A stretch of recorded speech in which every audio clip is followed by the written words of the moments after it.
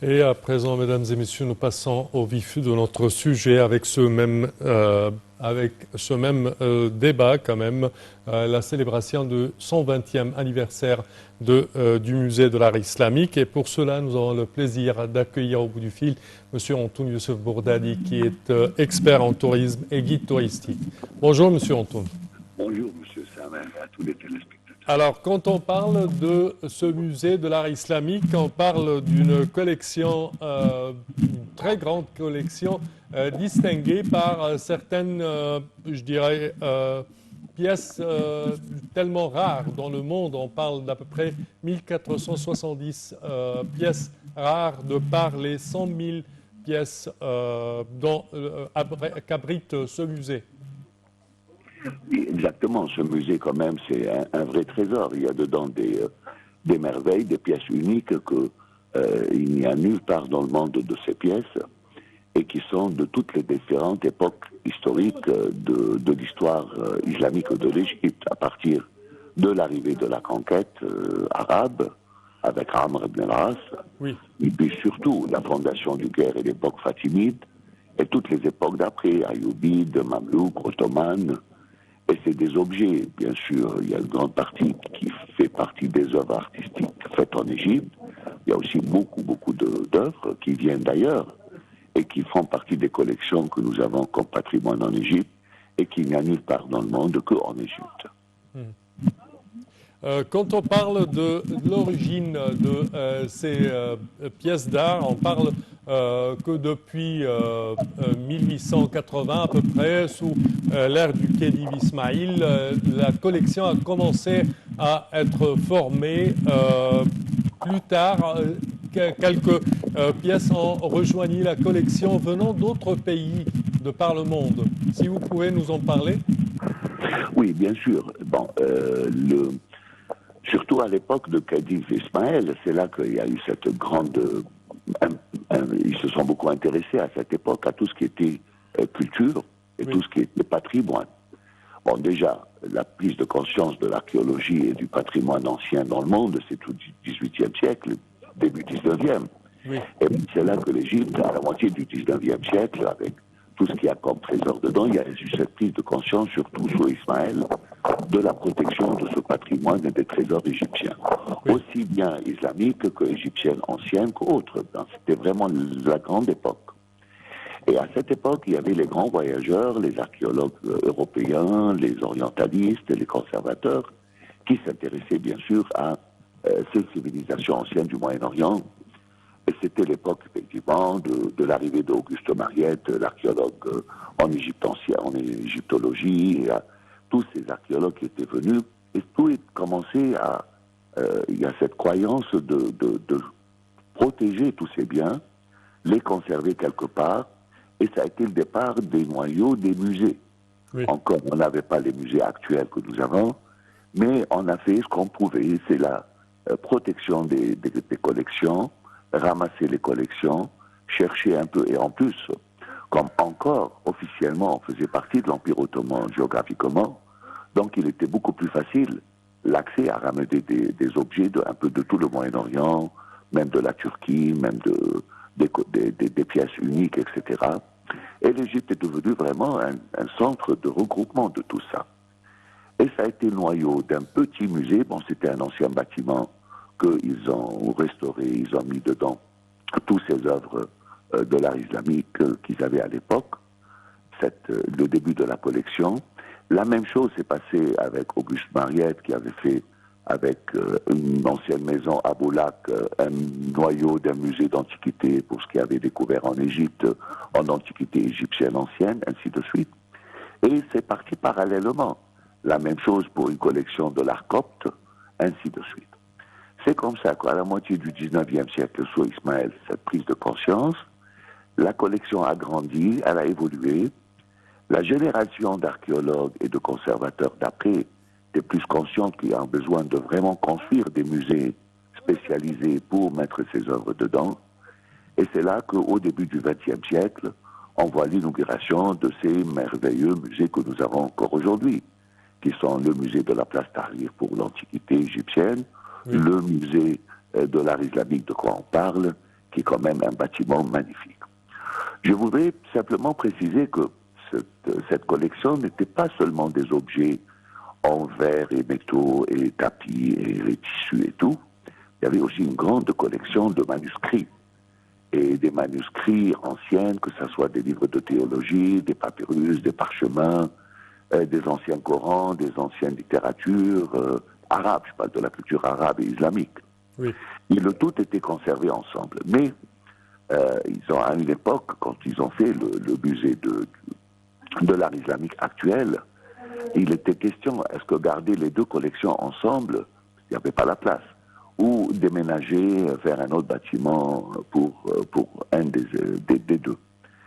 Et comme il était plus facile de déplacer les manuscrits, c'est là qu'on a, après avoir fait ce musée inauguré en 1902, 3, 4, en 1904, on a rajouté la fameuse maison des manuscrits qui est à côté et qui est aussi un centre merveilleux de trésors qu'il n'y a nulle part dans le monde que ici. Oui. Monsieur Antoun, pourquoi ce musée est parfois un tout petit peu méconnu des touristes? Alors, je vais vous dire. Bon, je pense, première raison, c'est qu'en Égypte, il y a de quoi faire. C'est-à-dire, il y a tellement de choses à voir. Donc, on prend en priorité l'Égypte plus connue par l'Égypte ancienne. Donc, on vient visiter le musée de la place Tahrir. Certes. Maintenant, avec le musée de la civilisation aussi, avec la parade des momies, des déplacements des momies, eh ben, ça aussi, ça fait des échos. Le monde entier attend le grand musée donc, de l'archéologie. Donc, ce côté Égypte pharaonique est peut-être plus célèbre. Deuxièmement, on a tellement une longue histoire, on a tellement des musées, on a tellement de trésors que le tourisme ne peut pas non plus tout voir. Mais ça n'empêche que ce musée, c'est vrai que, je vais dire dans les années 60, 70, 80, 90, il n'était pas très bien mis en valeur. On n'a pas aussi donné une grande importance à le restaurer, que ça soit mis en valeur, l'éclairage, les vitrines, l'exposition. Il était un peu négligé, ce musée, malgré toutes les merveilles qu'il y a dedans. Et c'est comme ça que, bon, il n'était pas très pratique. Aussi, son emplacement, cette rue était très, très dense quand même dans ces années 80, 90 pour l'accès, pour que les bus puissent se garer et tout. Il y a eu une prise de conscience, donc, comme vous le savez, dans les années 2000, pour le restaurer. Il a été restauré, on a fait une merveille, on a changé l'exposition, c'était merveilleux. Je ne veux pas vous rappeler qu'il y a eu une explosion devant, donc dans la préfecture du Caire, qui est juste en face, après l'inauguration et après la restauration, une explosion qui a fait des dégâts dans le musée. Oui, Il a en fallu 2014. Il a fallu le refermer. Et puis après, tout a été restauré de nouveau et on l'a réouvert. Mais maintenant, je pense, il est plus reconnu. Moi, je remarque quand même que quand on a un peu de temps au Caire, dans beaucoup de programmes des touristes, on met la visite de ce musée, il est de plus en plus visité. Mais c'est vrai que c'est un musée qui mériterait beaucoup plus de publicité et de marketing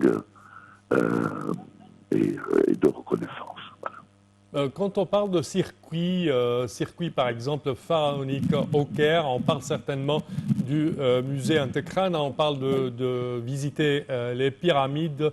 Quand on parle du vieux Caire islamique, je pense que ce circuit du vieux Caire islamique peut inclure également la visite du musée de l'art islamique.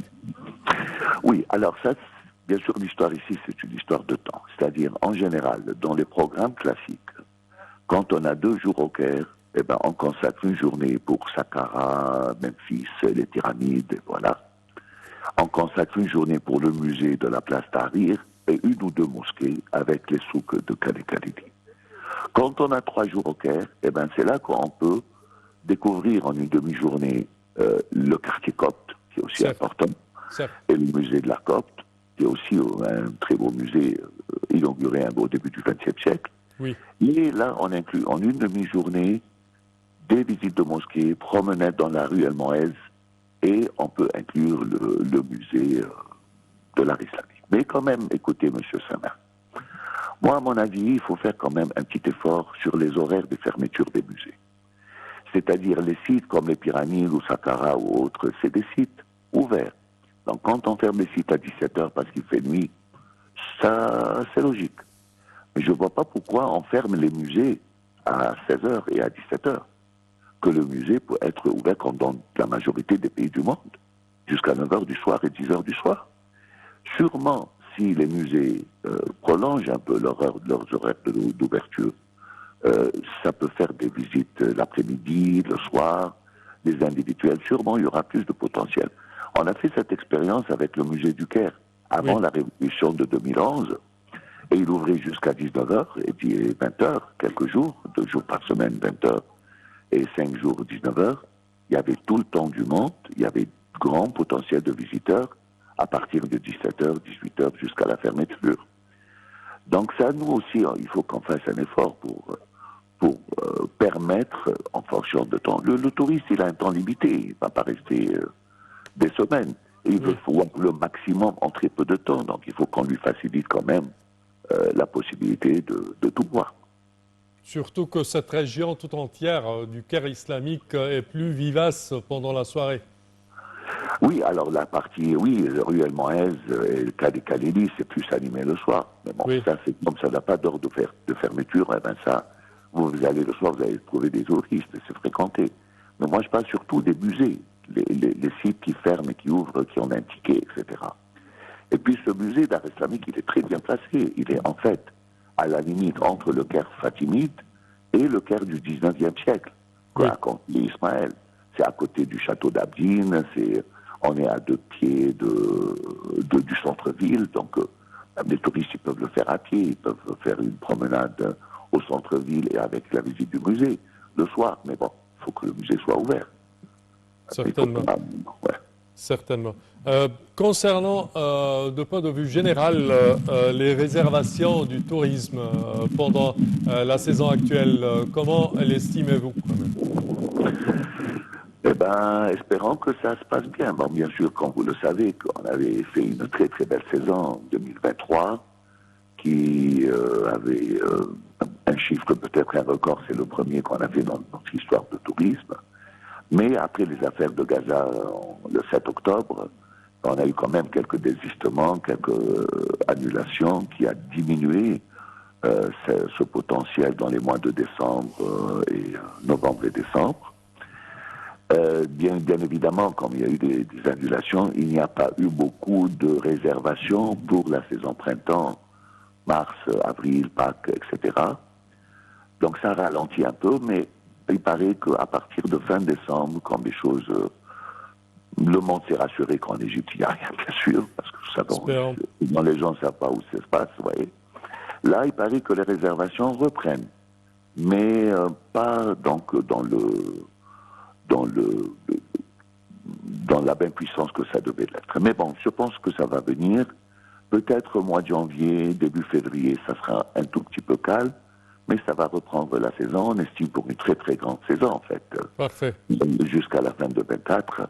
Et on estime beaucoup d'événements. En 24, il paraît l'ouverture du Grand Musée. Oui. Il paraît que bientôt, il y aura l'inauguration de la transfiguration au Sinaï. À Sainte-Catherine.